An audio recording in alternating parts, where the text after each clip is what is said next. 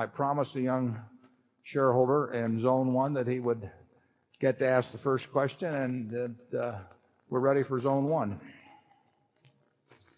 Hello, Mr. Buffett and Mr. Munger. My name is David Klein-Rodick from Lincolnshire, Illinois.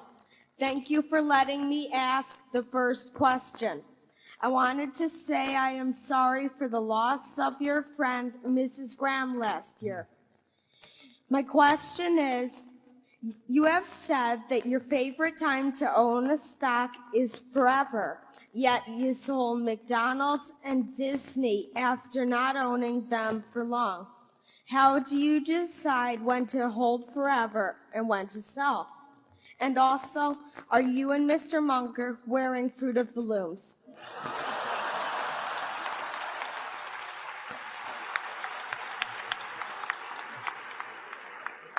Charlie?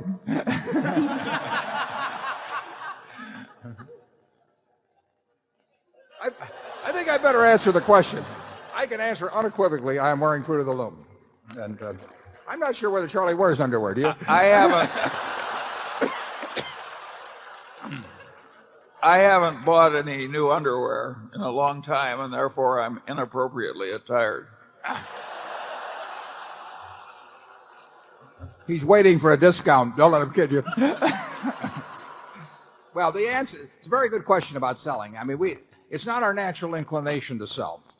And on the other hand, and we have held the Washington Post stock since 1973. I've never sold a share of Berkshire, having bought the first shares in 1962. And we've held Coke stock since 1988. We've held Gillette stock since 1989. Held American Express stock since 1991. We had actually previously been an American Express in the 60s in Disney. So there are companies we're familiar with. We generally sell, well, we would sell if we needed money for something else, but that has not been the problem in the last 10 or 15 years. 40 years ago, my sales were all because I found something that I liked even better. I hated to sell what I sold, but I also didn't want to borrow money. So I would reluctantly sell something that I thought was terribly cheap to buy something that was even cheaper. Those were the times when I had more ideas than money. Now I've got more money than ideas, and that's a different equation. So now we sell really when we think that when we're reevaluating the economic characteristics of the business. In other words, if you take them, don't want to name names, but take a stock we've sold of some sort. We probably had one view of the long-term competitive advantage of the company at the time we bought it, and we may have modified that. That doesn't mean we think that the company is going into some disastrous period or anything remotely like that. We think McDonald's has a fine future. We think Disney has a fine future, and there are others. But we probably don't think that their competitive advantage is as strong as we might have thought, as we thought it was when we initially made the decision. That may mean that we were wrong when we made the decision originally. It may mean that we're wrong now, and that their strengths are every bit as what they were before. But for one reason or another, we think that the strengths may have been eroded to some degree. A classic case on that would be the newspaper industry generally, for example. I mean, in 1970, if Charlie and I were looking at the newspaper business, we felt it was about as impregnable a franchise as could be found. We still think it's quite a business, but we do not think the franchise in 2002 is the same as it was in 1970. We do not think the franchise of a network television station in 2002 is the same as it was in 1965. And those beliefs change quite gradually, and who knows whether they're precise, whether they're right even, but that is the reason in general that we sell now. If we got into some terribly cheap market, we might sell some things that we thought were cheap to buy something even cheaper after we bought lots and lots of equities, but that's not the occasion right now. Charlie? Nothing to add. He's been practicing for weeks.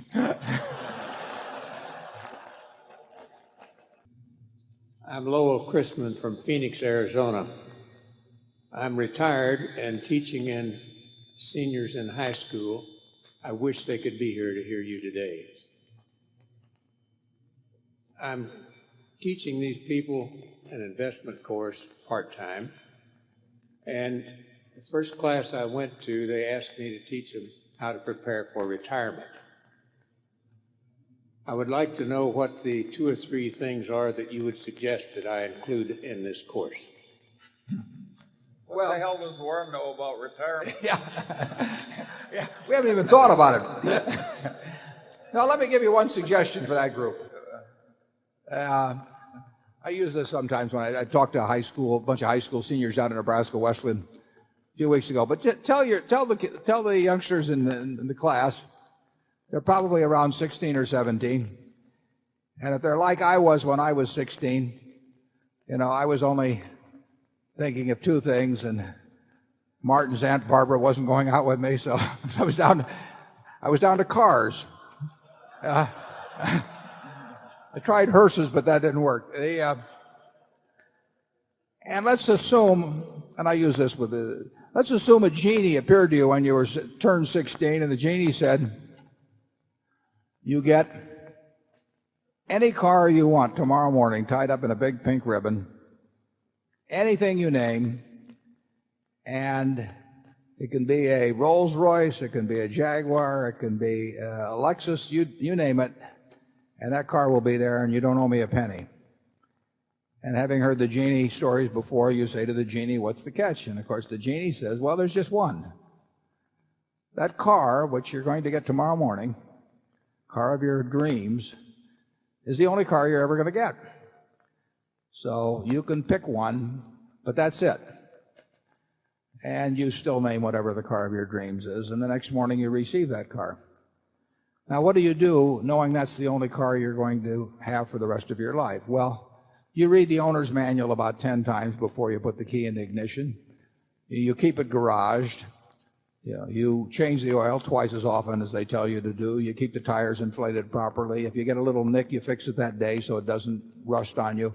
In other words, you make sure that this car of your dreams at age 16 is going to still be the car of your dreams at age 50 or 60 because you treat it as the only one you'll ever get in your lifetime. And then I would suggest to your students in Phoenix that they are going to get exactly one mind and one body. And that's the mind and body they're going to have at age 40 and 50 and 60. And it isn't so much a question of preparing for retirement precisely at those ages. It's a question of preparing for life at those ages, and that they should treat the importance of taking care and maximizing that mind and taking care of that body in a way that when they get to be 50 or 60 or 70, they've got a real asset instead of something that's rusted and been ignored over the years. And it will be too late to think about that when they're 60 or 70. You can't repair the car back into the shape it was. You can maintain it. And in the case of a mind, you can enhance it in a very big way over time. But the most important asset your students have is themselves. I will take a person graduating from college, and assuming they're in normal shape and everything, I will be glad to pay them, probably $50,000 for 10% of all their earnings for the rest of their lives. Well, if I'm willing to pay them 10% for $50,000 for 10%, that means they're worth $500,000 if they haven't got a dime in their pocket, as long as they've got a good mind and a good body.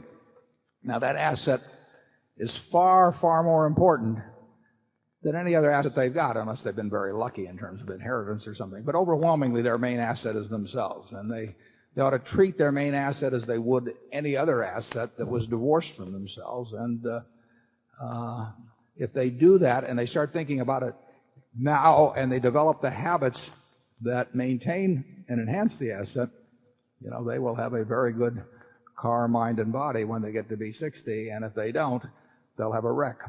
Charlie?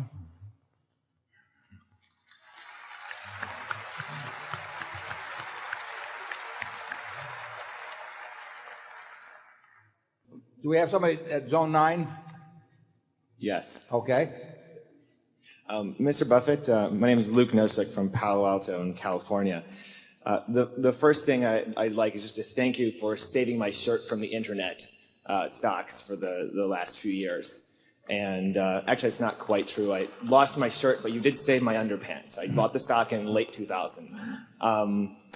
And it's actually not just been about the stock. It's been about learning from you and your investment philosophy and your character. It's very inspiring in the beginning of my professional life to have a mentor like that. And I would love to. I think it's been very inspiring for all of us. I guess it's been almost 50 years of your investment professional life that's been continuing to go over the top. I'd love for that to continue for a long time. I'd love to see the next 50 years. And I don't know if that's possible given current medical technology, but I have some friends in biotech who have been involved in companies that do something called cryonic suspension. And I'm curious if you've heard of it. It's the process of, or looked into it, it's the process of freezing people as they're dying. And just don't do it too early with me. It's actually legally after they pass away. But even if the chances of it working are very small and the discount rate is huge over a long period of time, I'd wonder if you looked into it, if you would consider or think about that possibility. And again, thank you for your service and all the lessons for the last 50 years. And we'll think about well, I appreciate the suggestion, and there probably isn't much downside to it. It takes a lot of electricity to keep you frozen through all eternity. Well, that's okay. We get our electricity wholesale at Mid-American. Now, we are for anything that extends our productive year. I must say, at 71, I can't recall ever having any more fun than I'm having now. And I think Charlie seems to be in pretty good spirits too. So we are lucky to be in the business we're in. I mean, just imagine, if we'd been halfway athletic or anything like that, where you essentially you're limited by age. But there's really there are no problems in this business. I mean, as long as I can kind of lift the phone up and hear Craig on the other end, or if I can't hear him, I get him to tell to Charlie and he can relay it on to me. It's a very easy business to conduct throughout your life, and we're fortunate that way.